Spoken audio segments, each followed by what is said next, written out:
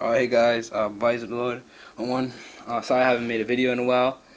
I'm actually trying to get at least one video out a week. I've been trying, but I've been kind of busy lately. But yeah, I'm gonna make and I probably like from now on, I'm gonna try whatever. But yeah, I'm gonna make a video on my bearded dragons and their cage and some of the things I do to take care of them and keep them healthy, like they are now. So to make this video, I decided to just for now put both of them in the same cage. Hopefully, willingly they don't. Well, he's just gonna. That's Hige. He seems like he's just gonna go hide. This is normally not his cage. You see, he's tasting around, whatever. But yeah, this is Sume's cage, the one that's right here eating the collard greens. He's about, I think he's about 4 months old. I had him for 3 of those months. Same thing with Hige over here. They're both the same age, same clutch and all. But yeah, I start off now. Yeah, this cage right here. This is actually a 30-gallon long tank. Yeah, it's like 3 feet long by 13, 12 inches wide, I think. I'm not really sure. I do know it's 3 feet long, though. Uh, I recommend the 30 gallon as a minimum for a start-off cage with bearded dragons. Even for the babies, like this cage like this will be recommended for adult time to time, along with a 40-gallon tank. I actually think that's a bit too small because look how big these guys are.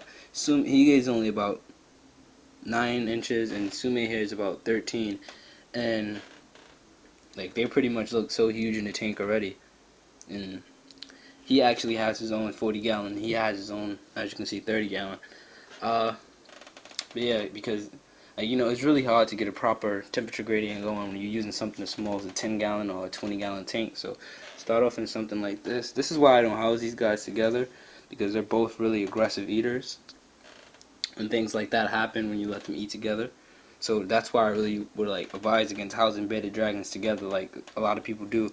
These guys get really territorial and they don't do well together. But these ones, like the only time they get mean around each other is actually when they're eating. Other than that, they're actually pretty good. Like I had an accident where Sume actually bit Hige's tail. He nipped it a bit, but it's healing back really well. As you can see, it's just a nub, like a nubbed tail now. He'd actually be around the same length as Sume if it wasn't for that. And his head is in shed right now.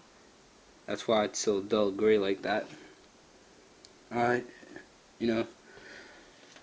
Yeah, they're both eating. I gotta watch them closely. So if you're gonna get bearded dragons, if you can't afford more than one tank, don't get them. Now back to enclosure size. Yeah, like I said, 30 gallon is what I start them off in.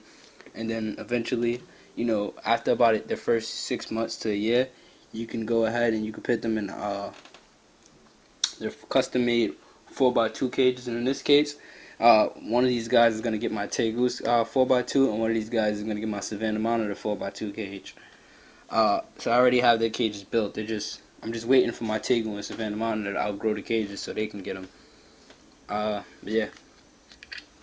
So it's pretty basic. I use newspaper. I think it's a really good substrate.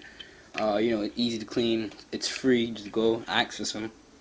Uh, a couple of fake plants here and there. Fake background desert basking spot. I like elevated basking areas to get these guys closer to the light. I use a temp gun to measure my temperatures, so I can just measure the temps on the basking spot, which is about 111 right there, and then further down it gets pretty much cooler. You got 94 right there, and then over here on this spot it's actually 92, and then on my cool side it's 86 on my cool side, which is a degree above what you want, but still it's pretty good cool side.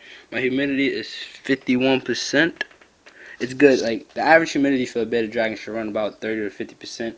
Like, even though these guys come from a dry climate, doesn't mean that your humidity can't go above 40%. But 50%. Don't let it go past 50%. 50% is like the absolute highest you want it for these guys, and it's actually only like that right now because uh, I was too lazy to move the hammock when I was putting the water dish in, and I spilled the water all over the newspaper, and I didn't change it.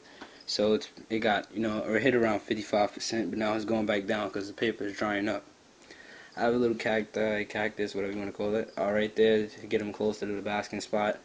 My digital probe thermometer reading my temps, which is 105 right there. On this side, 86, like I already said. Uh, as you can see, they're eating collard greens. Uh, Try to keep it like a staple of collard greens or mustard greens and stuff like that. Stay away from lettuce. All things lettuce are bad for bearded dragons. Lettuce is like mostly water and it has little nutritional value, so it's really bad. Like it causes runny poop and it'll flush out whatever nutrients they gain from whatever they just ate. So try to stay away from lettuce completely. Anything lettuce, frozen, fresh, whatever, avoid lettuce. And avoid mealworms until they're about 16 inches. Just keep them on a diet of things like crickets and dubia roaches that are no wider than the space between their eyes.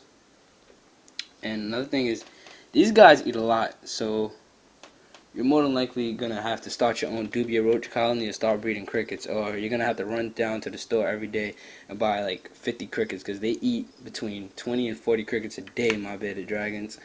And with dubia roaches, they eat about 20 dubias a day. I actually started my own colony. Well, I brought it off someone, and then decided to call it my own. So yeah, you might want to start your own colony a couple of weeks before, or a couple of months before getting your bearded dragons while you're doing your research. And then then you get your bearded dragon. Because trust me when I say you're really gonna regret it if you don't have a lot of money to pay for these guys with their food because they eat a lot. When they get around 16 inches, though, you can start feeding them mealworms and more veggies like I do. Mines love to eat their collard greens and stuff, especially sume hair. He gauge well. See, they're both really healthy, fat lizards, nice colors and all that good stuff. Both are in shed right now as well. So, actually, now let's talk about UVB, supplemental lighting, whatever. I use a Power Sun 100 watt right here, 100 watt Power Sun. It's good for a 30-gallon tank, clamp dome, ceramic fixture, all the good stuff, whatever. And it gives them their UVB. I don't use the screen top. I'm pretty sure you noticed that by now. And that's simply because it screen blocks out a good portion of the UVB getting to your animal. So I like to keep it. I like to keep the UVB getting straight to them. When they get older, of course, I'll put a screen top over the tank. Another thing, that's why I have the elevated basking platform to get them closer to the UVB and heat, as close as they possibly want to get, and as safely, instead of having to use a high wattage bulb like most people make the mistake of doing. And then they dry out their bearded dragons and they dry out their enclosures. I'll give these guys soaks about once every week. I'm gonna give him a soak actually right after this video is done to help him get that, to help him shed a bit. Same goes for him. See, they all got full nails, everything, great colors, really alert, active.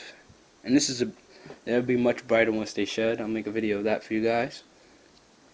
Yeah, that's pretty much it. Oh yeah, as for calcium, I use Zoomed, Reptile calcium, whatever it is. This is good stuff right here. Try to stay away from WIT D3 if you're using UVB. You don't really need that stuff, which you should be using UVB. Yeah. And other than that, I just got a bunch of decor in here. It's probably some things I'm forgetting to go over, but I'm trying to stay on the time limit with this video before I run out of time. So I'm just gonna keep it pretty much at that for now. So it might shut off any minute now. So don't get mad at me. Uh, yeah, it's water. Change your water. Once a day. Reptile safe. In it, water conditioner, really good stuff. Helps keep them hydrated as well.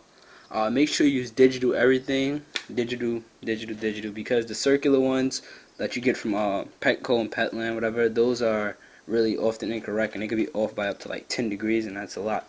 That could be the difference between 85 over there and 95 over there, if you get what I'm saying. So 10 degrees is a big difference. So make sure you're using digital to read your temps correctly, and get an infrared temp gun to also read your temps correctly at the basking spot. It's really crucial that you do this. So if you have any other questions, please just comment below, or even send me a private message, and I'll make sure to answer them for you guys as well, to the best of my ability with these guys.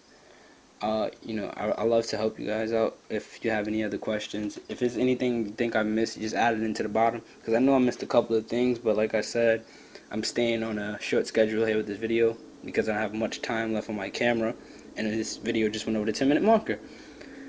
But yeah, is anything else that you think that, or anything else that you disagree with what I said about like things about the lettuce and the mealworms? That's what I believe, and that's what works for me, and it's actually what I read. I have the proof to back it up. Uh, you could try to argue with me as much as you want to. It doesn't matter. Just leave your comment below if you want to, if you disagree, and just tell me what you think. Is the best way to go, and I guess we can have a what's it called? Peaceful debate about the proper husbandry for bearded dragons. Could have said that better. Yeah, it's nothing special. So, that's pretty much it for now. And if you want to, so if you have any, make sure to comment, rate, and subscribe. Any other questions, like I said, PM me, whatever. Now, I just guess I'll show you guys some bearded dragon footage. These two guys are great. Really great eaters for me. They get along well. It's just like I said, the eating is what really, even though like just because they get along well, I know that one is always going to be a dominant one. That's what bearded dragons do. They're dominant lizards. They don't do well housed together because of that. Yeah, that's pretty much it. Hope you enjoyed and learned something from it. Comment, rate, subscribe. See you later.